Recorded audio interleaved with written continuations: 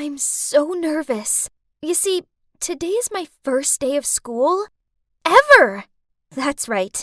I'm Heather. I'm 15 years old, and I've never stepped foot inside of a school before. This is because my dad's a scientist and my mom's a writer, so they really cared about my education and worried that the elementary and middle schools in our town wouldn't be good enough. So my mom homeschooled me. Honestly, it was great. I really enjoyed learning about all kinds of different topics, especially literature. But then when I watched TV shows about high schools like The Kissing Booth or High School Musical, I felt a pang in my chest. I was missing out on so many things like having friends and talking to boys. I desperately wanted what those girls on TV had. So I begged my mom to let me go to high school.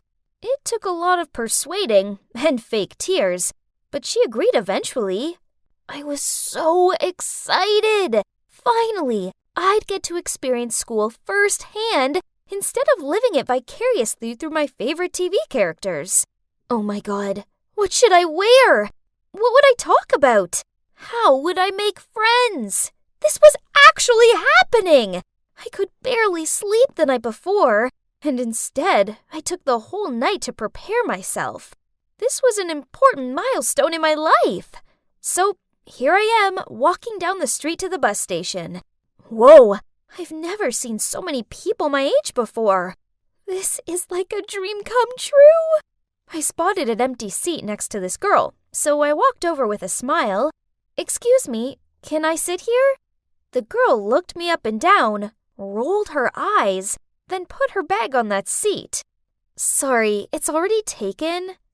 Okay, that's fine. I'll sit alone in the back then. No problem. The girl must have gotten up on the wrong side of the bed or something. But, well, turned out it wasn't just the girl on the bus who'd gotten out of bed the wrong way. Because as soon as Mrs. Hickson, my English lit teacher, introduced me to everybody in class, I could see that everyone was giving me weird looks too. Were they making fun of me? But why? Did I have jam on my face? Mrs. Hickson showed me to my seat, and the class began. By now, you've all had plenty of time to finish reading The Great Gatsby. Aw, I adore that novel. Throughout the novel, Fitzgerald continuously references a green light that Gatsby keeps on reaching for. Can anyone tell me what the green light symbolizes?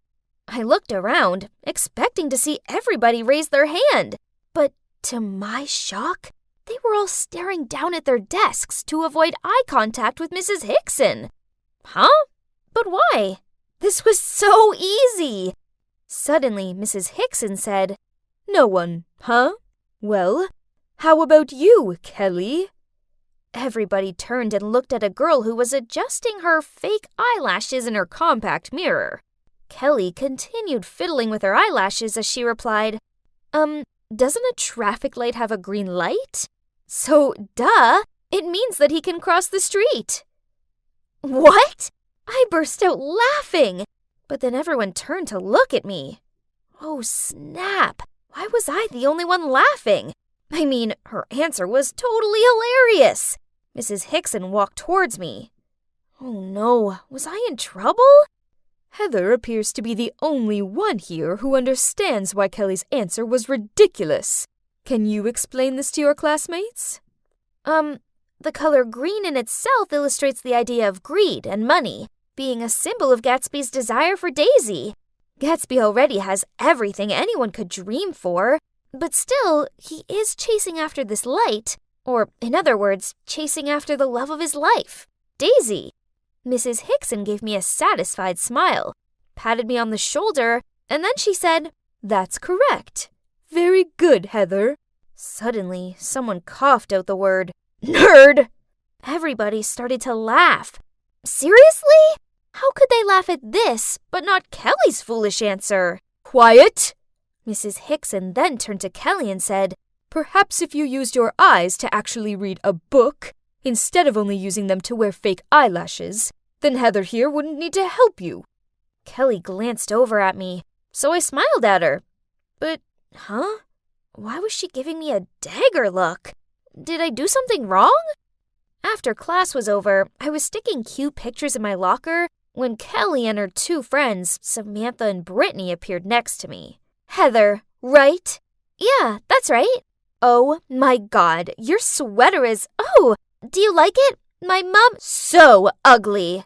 Why are you even wearing one? It's not even cold. Is your mirror busted or something? Why else would you choose to wear such an awful outfit? Then the three of them started to laugh. What do you mean? I dress just like Jess in New Girl. She looks amazing, doesn't she? This made them laugh even louder. While I was still feeling confused about what just happened, a girl named Taylor walked over. Hi, I overheard what you were talking about.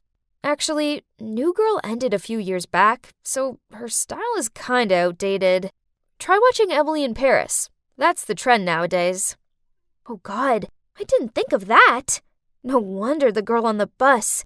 Oh wait, no wonder everyone at school was giving me awkward looks. They must be thinking I came from the past or something. And you should be careful. Kelly and her gang like to tease others, and I think you're their new target. Oh, so Kelly's stare earlier in class wasn't just a regular stare. But so what? Thanks, but I'm not afraid of them. I know this type of mean girl. They're all bark and no bite. So that night, I binge-watched Emily in Paris. It's très chic. I studied the fashion style and mixed up some outfits. I looked at myself in the mirror and, oh my, I really did look different. The next day at school, no one was giving me funny looks. How about that? Taylor's advice was really helpful. By the end of the first week, I'd established myself as most of the teacher's favorite student. It sounded great, right? But trust me, it wasn't. Every time a teacher praised me, Kelly and her friends gave me dirty looks. Then I found a note stuck to my locker that said, "You weirdo." Right at that moment, Kelly and her friends walked past me giggling. In anger, I ripped off the note and told them, "When you're leaving mean comments at my locker, at least write them correctly. Weirdo is missing an R." They immediately stopped laughing and rushed off so that nobody knew it was them.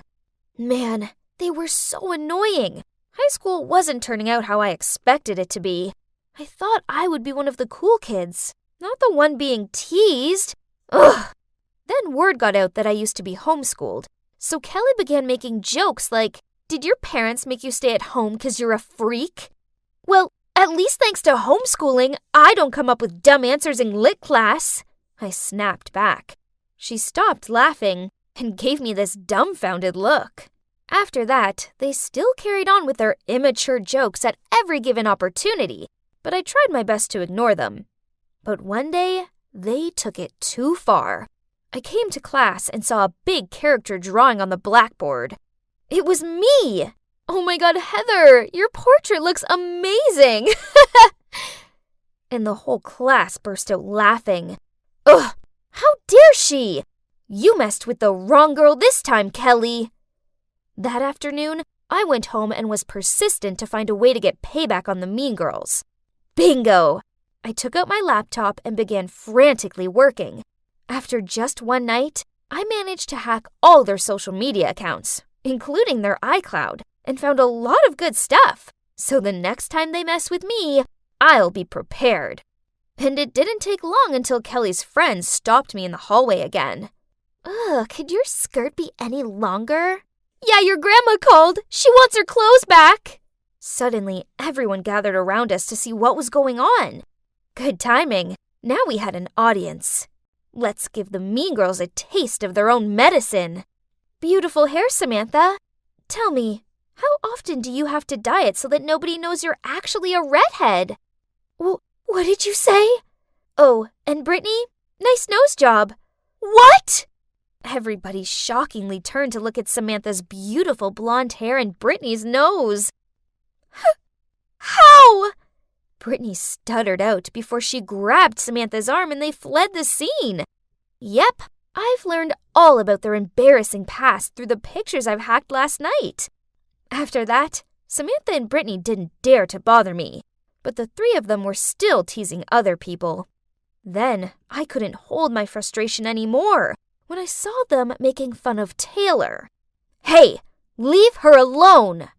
Kelly turned around smirking. Didn't your parents teach you that it's rude to interrupt people when they're talking? Or do they have weird opinions on that, too?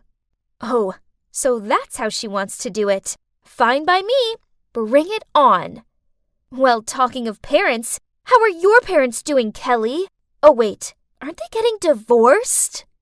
Kelly's grin immediately disappeared and was replaced with a look of complete and utter dread. Then she just ran away without saying anything, leaving her friends shocked as well. That's right. I saw a really long private post about her parents getting divorced on Facebook. That must be her way to express her thoughts. But her bad. It kinda backfired. After the mean girls left, Taylor thanked me, and some of the other students gathered around me and praised me for standing up against Kelly and her clique. From then on, the mean girls avoided me like the plague. And just like that, I went from the nerdy homeschooled girl to the cool, popular girl who had the guts to stand up against the mean girls. It felt incredible. Then one day, I went to the bathroom during a class, and I heard someone in the stall crying. She was talking on the phone. Please, Mom, don't get divorced. Can't you and Dad try to make it work? For me? Oh, man. Could it be Kelly? As I was washing my hands, the stall door opened, and just as I thought, a red-eyed Kelly walked out. As soon as she saw me, she wiped away her tears and gave me a dirty glare. At that moment, I didn't feel good. I felt the complete opposite. I never realized that it was so hard for her. Making her feel bad didn't make me feel good. It made me feel bad, too. Kelly, I'm sorry about your parents. But she just snorted, then went to leave. I grabbed her arm. Please, Kelly, I didn't mean to hurt you. Kelly looked me in the eyes and said, But you did! I know. I'm sorry. I wasn't thinking straight. I kept apologizing to her, and after a while she eventually said, Well, I suppose I was kinda mean to you too. We ended up talking, and she told me that she teased people to make her feel better about her family situation, which she was struggling to deal with. So I opened up to her about how nervous I was about starting school. We actually had a great talk, and the air was cleared between us. So, you see, from that moment on, things between me and the mean girls were great. Oh, wait, they aren't the mean girls anymore, just simply Kelly, Samantha, and Brittany. They learned that their actions towards me and other students weren't cool, and they finally understood how it felt like being laughed at, so they don't do it to anyone else anymore. So, in the end, high school turned out to be pretty amazing, just like I imagined it to be, but even better.